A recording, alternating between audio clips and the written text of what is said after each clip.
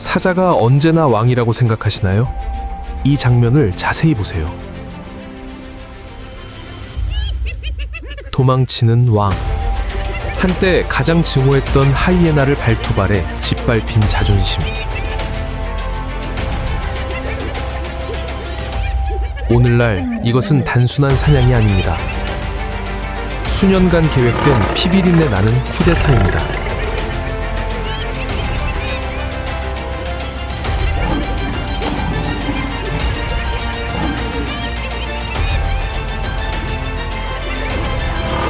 정글의 왕에게 닥친 최악의 악몽에 환영합니다.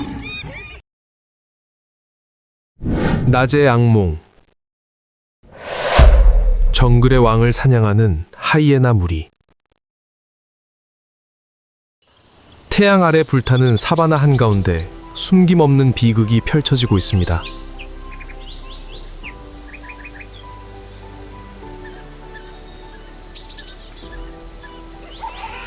이것은 밤에 은밀히 벌인 매복이 아닙니다.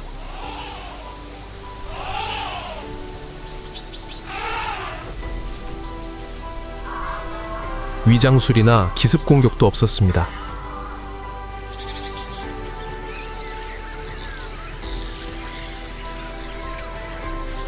수천 년 동안 사자는 먹이사슬의 최정상에 있었고 절대적인 권력의 상징이었습니다.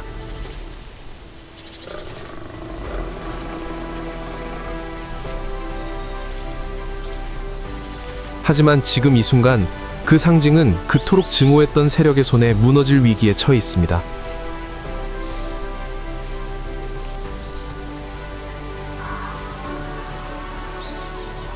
수백만 년 동안 이 사바나의 법칙은 변하지 않았습니다.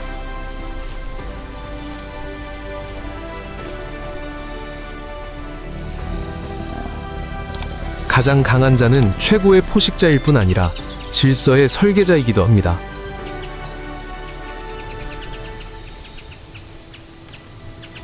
바로 사자입니다.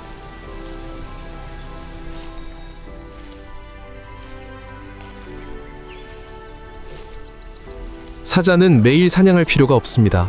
그의 존재 자체가 위협이기 때문입니다.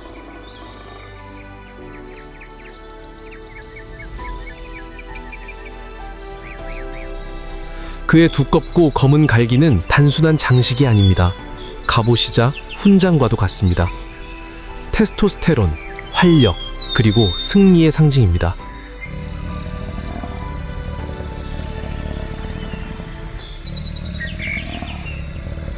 그것은 절대적인 권력의 증표입니다.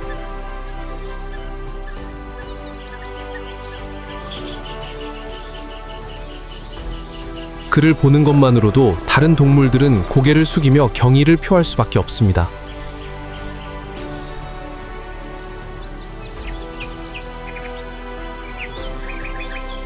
이것이 자연이 이해하는 유일한 언어입니다.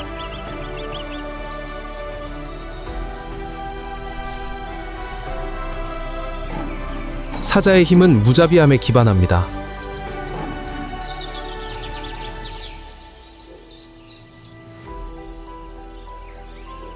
그가 왜 왕인지 이해하려면 그의 먹잇감을 살펴보십시오.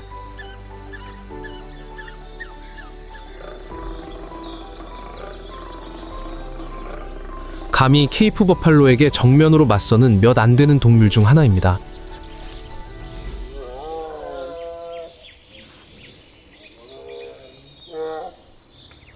사바나의 강철 탱크와 같은 존재입니다.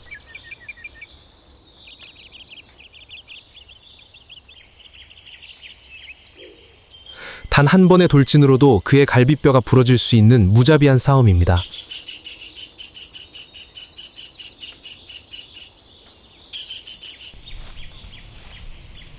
하지만 그는 힘뿐만 아니라 흔들림 없는 의지로 승리합니다.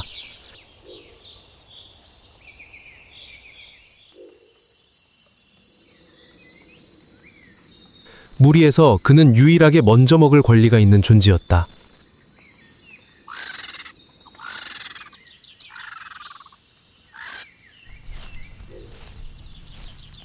주요 사냥꾼인 암사자들조차도 밖에서 기다려야 했다.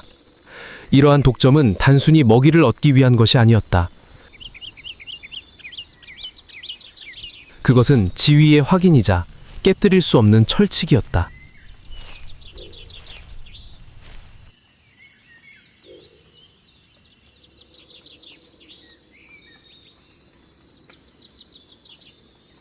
사자는 언덕 위에 서 있었다.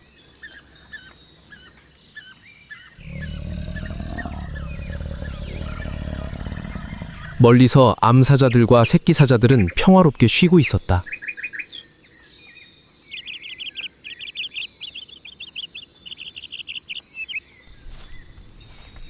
권력에는 항상 책임이 따른다.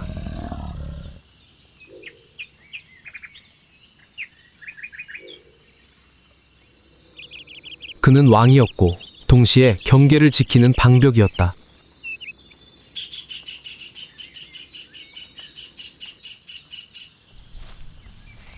그의 역할은 단순히 먹이를 찾는 것뿐만 아니라 다른 왕이나 무리로부터 무리 전체를 보호하는 것이었다.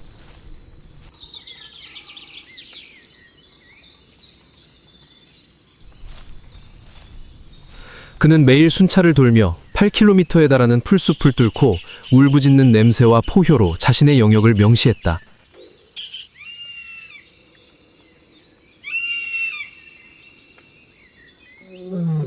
그 포효는 맹세이자 깨뜨릴 수 없는 경계였다.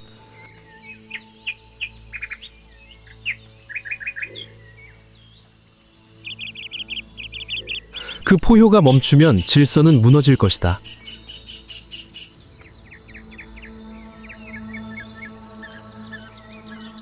그의 무리가 그것을 알았고 그의 적들도 알고 있었다.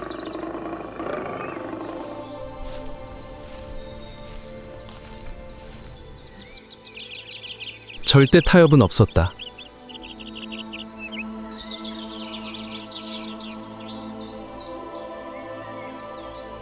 그의 권력은 절대적인 독점이었다.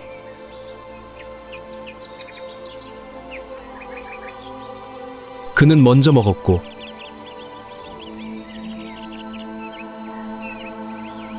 그의 무리는 마중에 먹었다.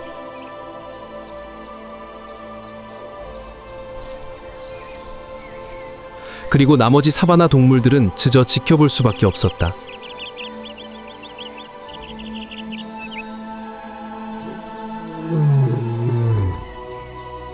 이 잔혹한 독점은 질서를 유지했지만 동시에 원한을 쌓아갔다.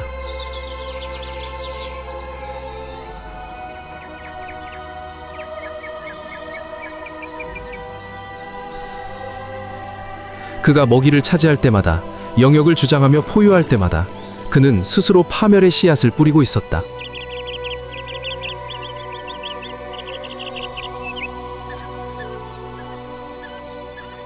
사바나의 권력은 영원하지 않다.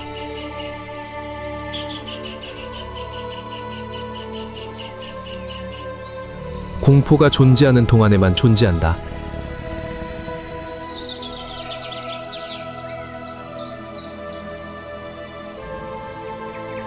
그리고 그 공포가 굶주림으로 바뀌는 순간 무리는 일어설 것이다.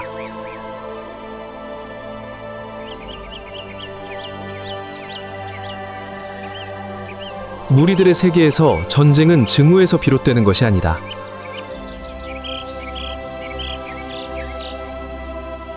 굶주림에서 비롯된다.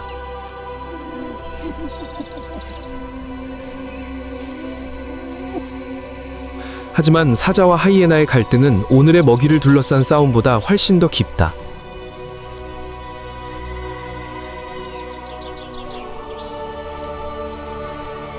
그들의 DNA에 새겨진 태초부터 이어져 온 원한이다.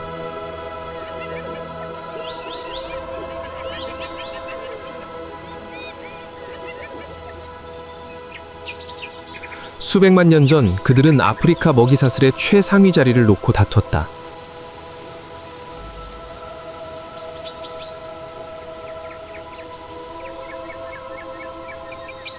폭발적인 힘과 속도를 가진 사자는 위대한 포식자로 여겨지지만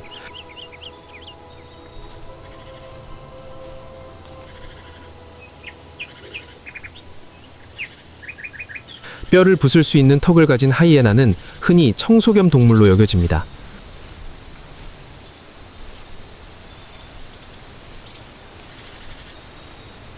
하지만 과학적 사실이 그러한 인식을 바꿔놓았습니다.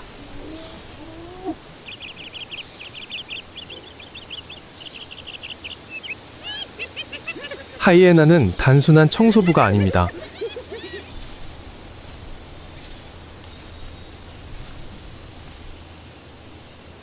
사바나에서 가장 효율적인 포식자이며 사냥 성공률은 사자보다도 높습니다.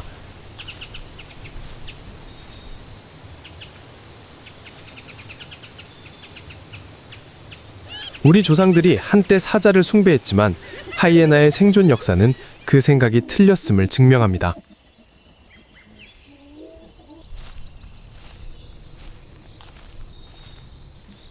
하이에나는 강력한 우두머리 암컷을 중심으로 각 개체가 명확한 역할을 수행하는 독특한 무리 경제를 가지고 있습니다.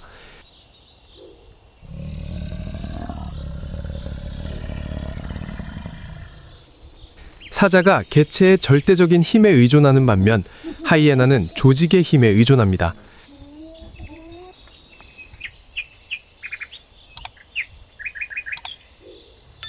이러한 차이 때문에 둘은 숙적이 되었습니다.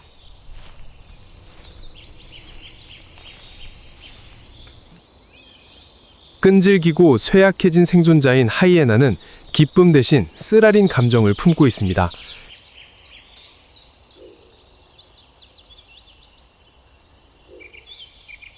사자는 영양의 사체를 먹어치우고 하이에나는 하얀 뼈만 갉아먹을 뿐입니다. 이것은 하이에나가 사자의 생존을 위해 막대한 대가를 치르는 잔혹한 공생관계입니다.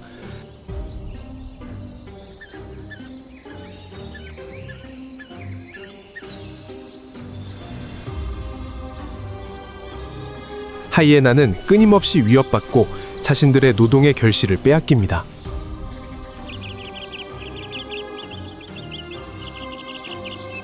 수천 번의 먹이를 도둑맞았습니다.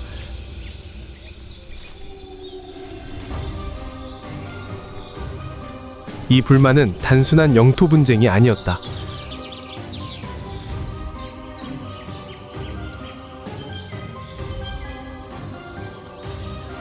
수백만 년 동안 멸시받으며 쌓아온 분노가 폭발한 것이었다.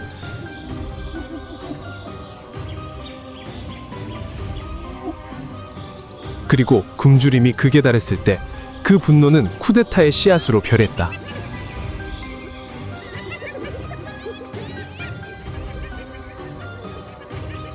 그들은 약골이 아니었다.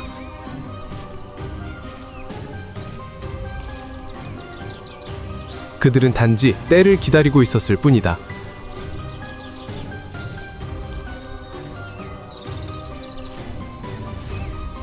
조직된 군대는 늙은 왕의 독점에 도전할 준비가 되어 있었다.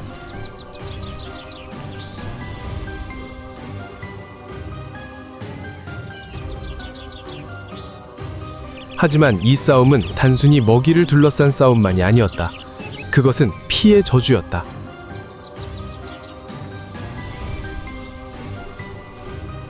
몇 년 전 우기 전 이 하이에나 무리는 강력하고 노련한 여왕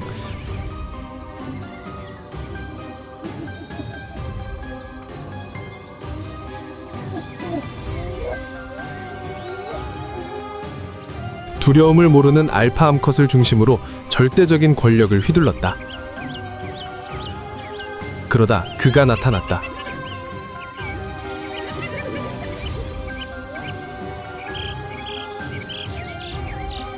현 왕이. 그는 단순히 영토를 차지하러 온 것이 아니었다. 경쟁자를 제거하기 위해 온 것이었다.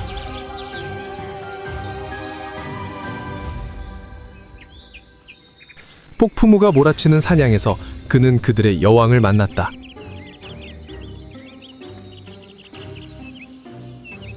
사냥이 아니었다.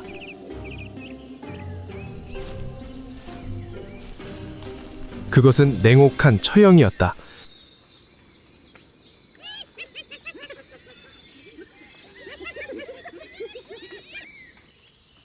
그는 무리 앞에서 여왕을 죽였다. 잔혹한 메시지를 전달하기 위한 절대적인 일격이었다.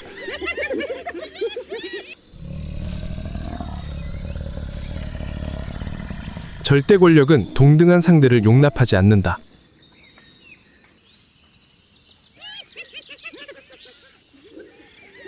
하이에나들은 눈물을 흘리지 않았다.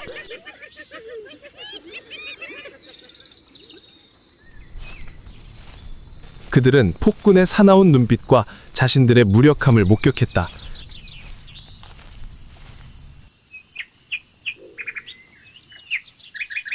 공포는 각자의 마음에 깊이 새겨졌다.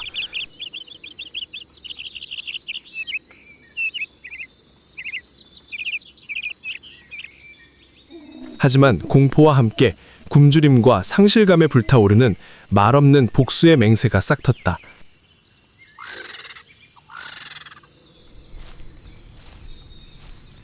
그것이 바로 그들이 오늘 나타난 이유였다.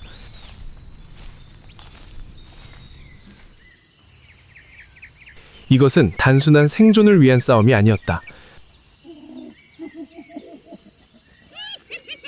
몰락한 제국의 심판이었다.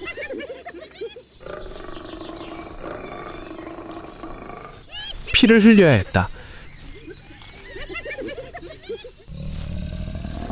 그리고 가해자의 왕관을 백주대낮에 벗겨내야 했다.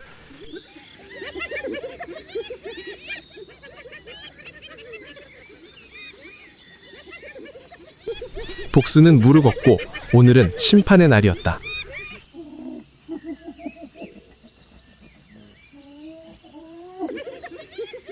전쟁에는 언제나 도화선이 필요하다. 그리고 이 사바나에서 그 도화선은 옹종 지배자의 오만과 절박한 자들의 모모성이 된다.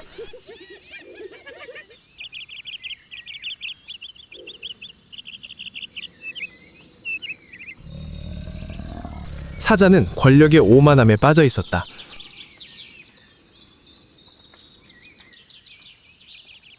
하지만 그는 실수를 저질렀다.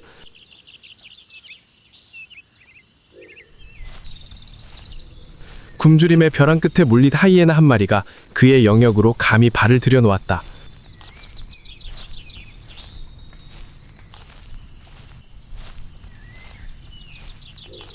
사자는 포호했다. 보호의 포호가 아닌 경멸의 포호였다.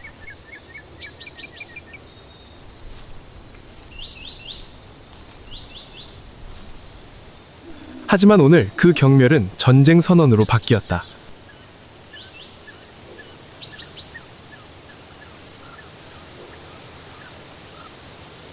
홀로 남은 하이에나 한 마리는 표적이 아니었다.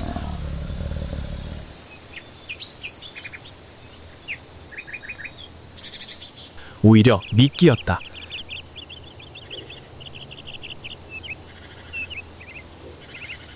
사방에서 하이에나 무리가 나타났다.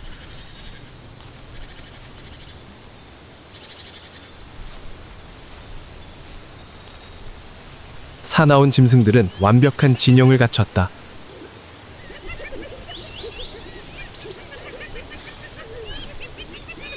도망칠 곳은 없었다. 이것은 우연한 사냥이 아니었다.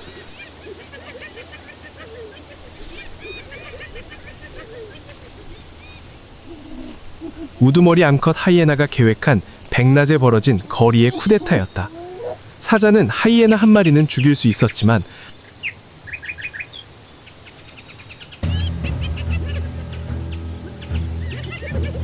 하이에나 무리 전체를 상대할 순 없었다. 그를 왕좌에 앉혀줬던 개인적인 힘은 이제 이 무자비한 단결 앞에선 아무 소용없었다. 사자는 자신의 힘을 과시하기 위해 포호했지만 그 포호는 사라진 공포의 조롱스러운 울림소리로 되돌아왔다.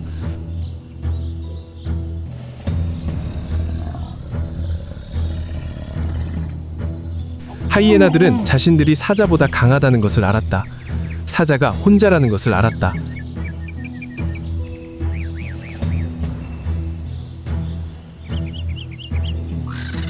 이것은 개인적인 용기가 아니라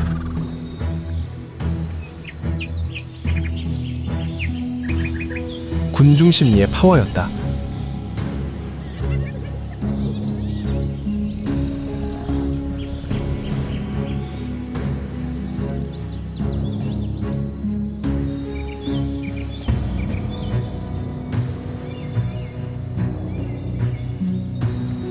그들은 힘의 균형을 뒤집어 놓았다.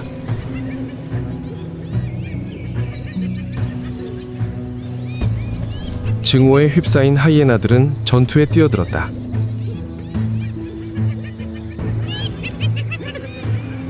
운명의 순간이었다.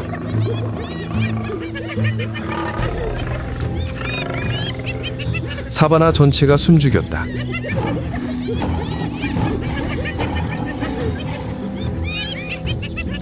정글의 왕이 최후의 결정을 내렸다. 도망치기로 한 것이다. 꼬리는 다리 사이로 감춰지고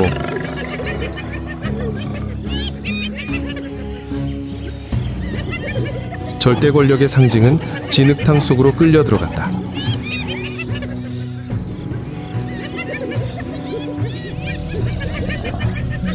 이것은 항복이 아니라 생존을 위한 마지막 필사적인 몸부림이었다.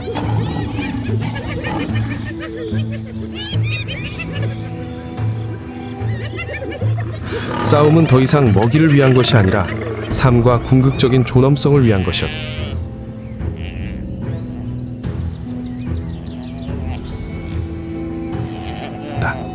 쿠데타는 성공했다.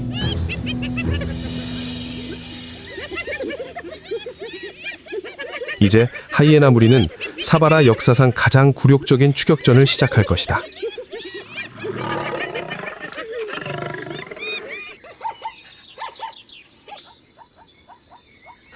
사자 무리의 세계에서 수컷 사자는 보호자이지만 동시에 가장 고립된 존재이다.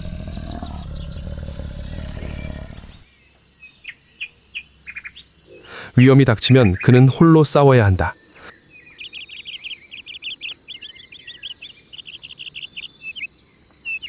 이것이 그의 지배력에 대한 대가이다.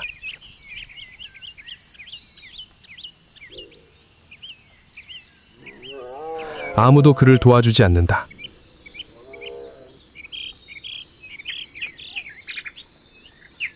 아무도 감히 나서지 못한다.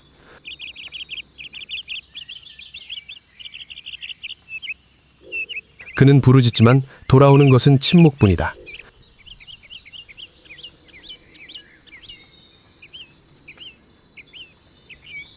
작은 상처 하나하나가 공격의 신호였다.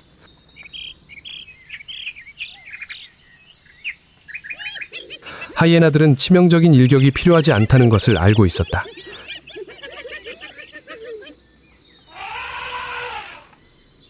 그들에게 필요한 것은 출혈이었다. 사자가 지쳐 쓰러지는 것이었다. 그들은 게릴라 전술로 공격하며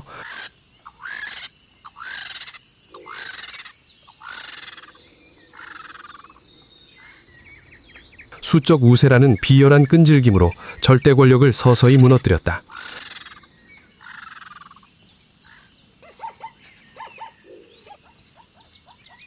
막강한 힘이 산산이 조각나고 있었다.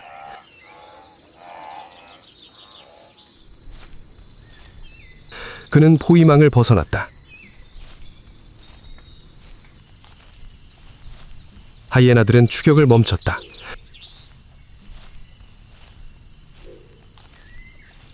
더 이상 그를 쫓을 필요가 없었다.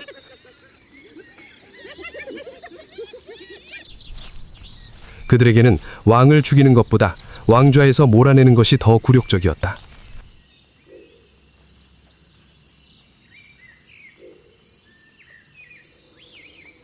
어둠은 이 처참한 모습을 가릴 수 없었다.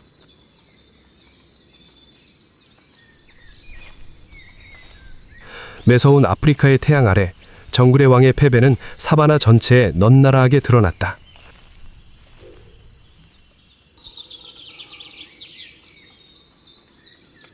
그는 해가 지는 지평선을 향해 힘겹게 발걸음을 옮겼다.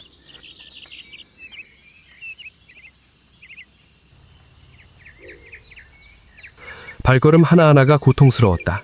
피 흘리는 상처 때문만이 아니라 등 뒤에서 들려오는 섬뜩한 침묵 때문이었다.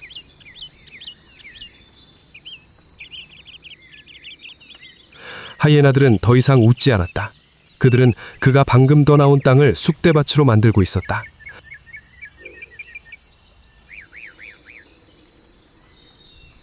그는 마지막으로 고개를 돌려 바라보았다.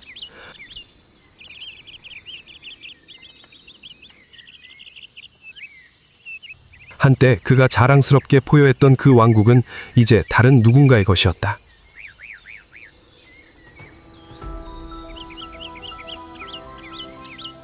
고향 없는 왕. 무리를 잃은 전사.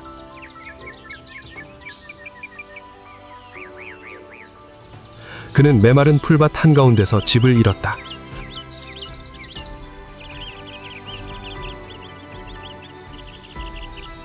갈증과 자결하는 열기가 그를 집어삼켰다.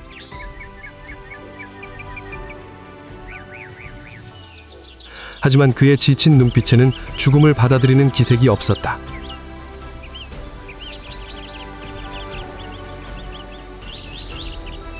그는 아직 숨을 쉬고 있었다. 자연의 법칙은 간단했다. 숨이 붙어 있는 한 그는 싸울 것이다.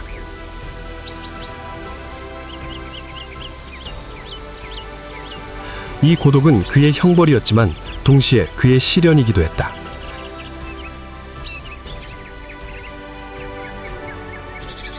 잃어버린 것을 되찾기 위해 그는 혼자서는 돌아갈 수 없었다.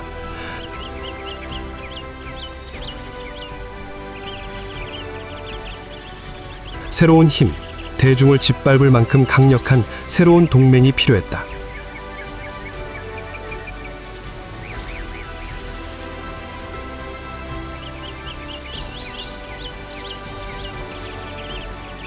그는 계속해서 걸었다. 그의 그림자는 황량한 땅 위로 길게 드리워졌다. 고독하지만 강인한 그의 모습.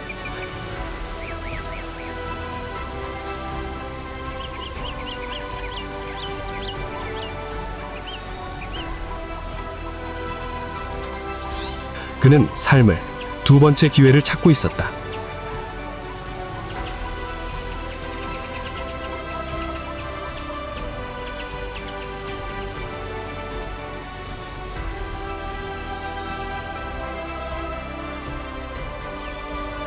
궁지에 몰린 왕의 절망은 최후의 분노로 변할 수 있다.